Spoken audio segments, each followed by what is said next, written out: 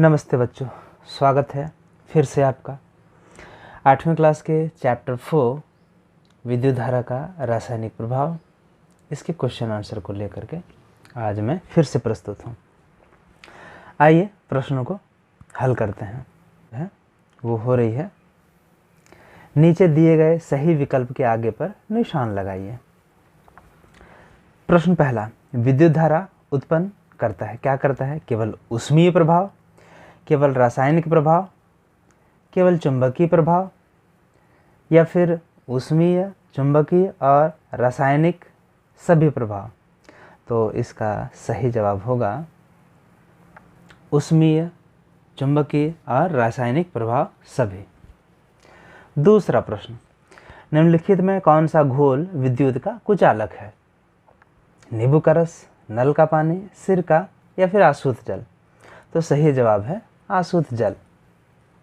तीसरा प्रश्न, निम्नलिखित में कौन सी ऐसी धातु है जिसके विद्युत लेपन के द्वारा किसी वस्तु की चमक को बढ़ाई जा सकती है? लोहा, क्रोमियम, तांबा या फिर एल्यूमिनियम? तो सही जवाब है क्रोमियम। खाली स्थानों को भरिए। विद्युत चालन करने वाले अधिकांश द्रव कैसे होते हैं? किस चीज़ के घोल होते हैं? अम्ल, क्षार और लवण के विलयन होते हैं। अगला प्रश्न, किसी विलयन से विद्युत धारा प्रवाहित होने पर कैसा प्रभाव उत्पन्न होता है? तो उत्तर है रासायनिक प्रभाव। तीसरा, एलईडी, लाइट इमिटिंग डायोड। तो ये विद्युत धारा प्रवाहित करने पर भी दीप्त होता है, मतलब एलईडी बल्ब होते हैं।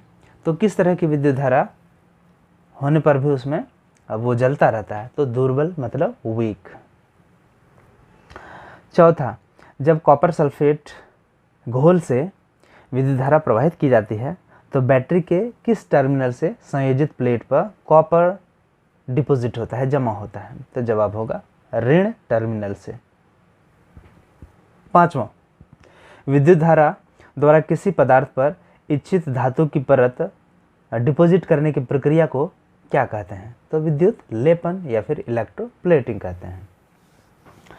आते हैं अब तीसरा सवाल, किसी धातु पर इच्छित धातु की परत निक्षेपित करने की प्रक्रिया को क्या कहते हैं? तो जवाब है किसी धातु पर इच्छित, अपनी इच्छा के अनुसार धातु की परत निक्षेपित करने की प्रक्रिया को विद्युत लेपन मतलब इलेक्ट्रोप्लेटिंग कहते हैं। चौथा प्रश्न, पानी में हाइड्रोजन और ऑक्सीजन का अनुपात क्या होता है? क्योंकि पानी का सूत्र क्या होता है? H2O।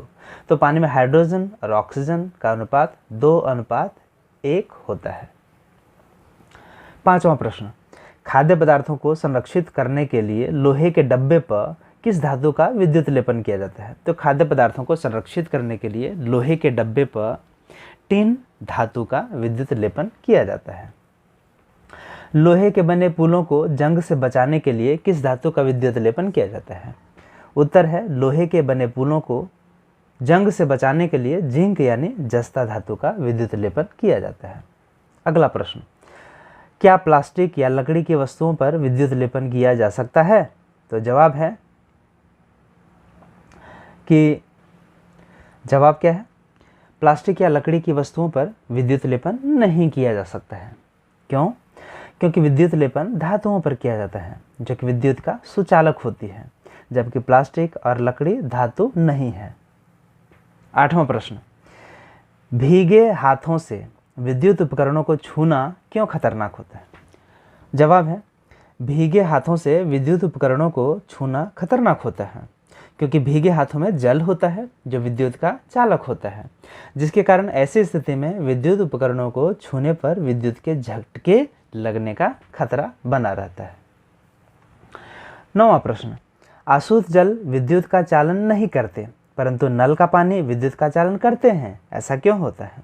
उत्तर है आशुद्ध जल विद्युत का चालन नहीं करते परंतु नल का पानी विद्युत का चालन करते हैं क्योंकि आशुद्ध जल में कोई लवण नहीं होता है, अतः विद्युत चालन भी नहीं होता है, जबकि नल के पानी में खनिज लवण होने के कारण विद्युत चालन आसानी से करते हैं। 10वां प्रश्न, नई साइकिल की हैंडल एवं पहिया का रिम चमकता है, अगर दुर्घटनावश इसमें खरोंच आ जाए तो क्या होगा? नई साइकिल की हैंडल और पहिया का रिम चमकता है। अगर दुर्घटनावश इसमें खरोंच आ जाए तो वह बदरंग हो जाता है और कुछ दिनों बाद जंग लग जाता है। 11वां प्रश्न, आग लगने पर फायरमैन पानी का उपयोग करने से पहले उस क्षेत्र के मुख्य विद्युत आपूर्ति बंद कर देते हैं, ऐसा क्यों करते हैं? इसकी व्याख्या कीजिए। उत्तर है, आग लगने पर फायरमैन पानी का उपयोग करने से पहले उस क्षेत्र के मुख्य विद्युत आपूर्ति बंद कर देते हैं, क्योंकि सामान्य जल विद्युत का चालक होता है, जिसके कारण फायरमैन और आसपास के घरों में विद्युत आघात यानी बिजली के झटके का खतरा बना रहता है। 12वां प्रश्न, विद्युत धारा का रासायनिक प्रभाव से क्या मतलब है, क्या समझते हैं? उदाहरण के साथ व्याख्या करें। तो उत्तर है, जब किसी चालक पदार्थ से विद्युत धारा प्रवाहित किया जाता है तो उसमें रासायनिक अभिक्रिया होती है, जिससे रासायनिक परिवर्तन होता है। यही परिवर्तन विद्युत धारा का रासायनिक प्रभाव कहलाता है। इस दौरान पदार्थ का रंग बदल सकता है या कोई नया पदार्थ बन सकता है, जैसे एक कुंडली युक्त मतलब मुड़ी हुई, संपर्क क्षेत्र मतलब टेस्टा के स्वतंत्र सिरों जो खुले हुए सिरे हैं को कटे हुए आलू में आधे घंटे तक प्रविष्ट कराने पर और अवलोकन करने पर क्या देखते हैं हम लोग? धन टर्मिनल के आसपास नीला हरा धब्बा बन जाता है। आइए चित्र देखते हैं। इस तरह यहाँ आप देखेंगे कि ये बैटरी है और ये खुले सिरे हैं मतलब स्वतंत्र सिरे हैं। यहाँ देख सकते हैं 2 स्वतंत्र सिरे हैं और ये बल्ब है। यदि हम लोग इस तार और यहाँ से तार लगा करके यहाँ यदि हम लोग ऊपर में, ठीक है, या इसको घुमा दें तो नीचे में एक आलू को काटें और उसमें दोनों तारों को घुसेड़ दें, ठीक है, तो क्या होगा? तो जिधर देखेंगे कि धन टर्मिनल है उसके आसपास नीला हरा धब्बा बन जाता है। किस तरह बनता है? तो दिखाता हूँ अभी अगला फोटो। तो यह चित्र मैंने क्यों बनाया, क्यों दिखाया आपको? क्योंकि यही टेस्टर है। जब स्वतंत्र सिरा में कोई चीज़ को आपको टेस्ट करना हो कि वो चालक है या फिर नहीं है, मतलब वो विद्युत का चालन उस पदार्थ में करता है या नहीं करता है, इसी चीज़ को टेस्ट करने के लिए ये एक टेस्टर है। तो ये देखें चित्र जो आपकी किताब में भी दिया हुआ है। आलू की चालकता का परीक्षण किया जाता है। आप यहाँ देख सकते हैं, यहाँ 2 बैटरी लगी हुई है, प्लस माइनस, और ये आलू का ये चकता है, ठीक है, और ये कुंडली है। समझ गए? आगे देखते हैं अगला प्रश्न। साइकिल के हैंडल, पहिए का रिम आदि पर क्रोमियम का विद्युत लेपन किया जाता है। इन्हें क्रोमियम का ही क्यों नहीं बनाया जाता है? उत्तर है, साइकिल के हैंडल, पहिए का रिम आदि पर क्रोमियम का विद्युत लेपन किया जाता है ताकि यह चमकता रहे और जल्दी से जंग भी नहीं लगे। लेकिन इन्हें पूरा का पूरा क्रोमियम का ही नहीं बनाया जाता है, क्योंकि क्रोमियम एक महंगी धातु है, इसलिए आर्थिक दृष्टिकोण से ऐसा उपयुक्त नहीं है। 14वां प्रश्न, जब किसी संपरीक्षित्र मतलब टेस्टर के स्वतंत्र सिरों को किसी विलयन में डुबोते हैं तो चुंबकीय सुई विक्षेपित होती है। क्या आप इसके कारण की व्याख्या कर सकते हैं? तो उत्तर है, जब किसी टेस्टर के स्वतंत्र सिरों को किसी विलयन या घोल में डुबाते हैं तो चुंबकीय सुई विक्षेपित हो जाती है, डेविएट करती है, क्योंकि विद्युत धारा के प्रवाह के कारण चालक पदार्थ के आसपास चुंबकीय क्षेत्र उत्पन्न होता है। ठीक है। 15वां प्रश्न, विद्युत लेपन क्या है? इस प्रक्रिया में अम्लीय जल का उपयोग क्यों किया जाता है? तो इसका उत्तर है, किसी धातु पर इच्छित धातु की परत निक्षेपित मतलब चढ़ाने की प्रक्रिया को विद्युत लेपन कहते हैं। ठीक है।